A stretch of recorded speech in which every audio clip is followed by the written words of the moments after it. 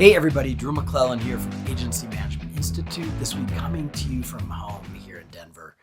You know, I've been having some conversations with agency owners. We're in our peer group cycle. And one of the conversations we've been having is the pros and cons of annual contracts, especially for things like web maintenance or things that are just your goal is, or SEO packages. Your goal is for that just to be ongoing.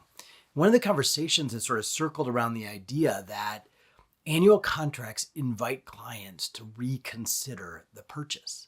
Do they really want to renew for another year?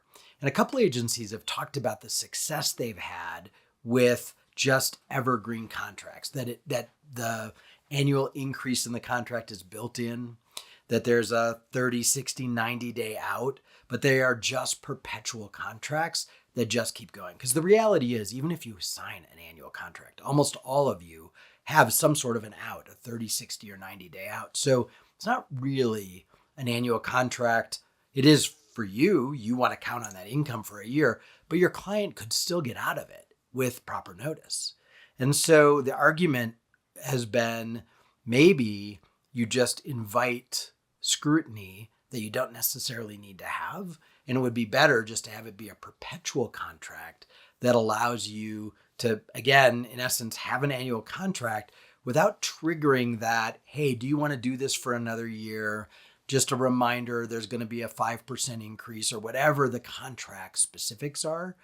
And maybe if you're doing a good job, it just keeps rolling along. So depending on the work you do, depending on the kind of contracts you have, probably depending on the kind of clients. Some clients are going to mandate an annual contract, or if it's a government entity or an RFP, it's going to have a start and end date.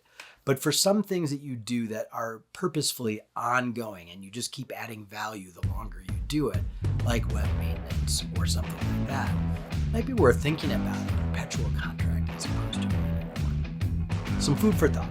All right, I'll see you next week.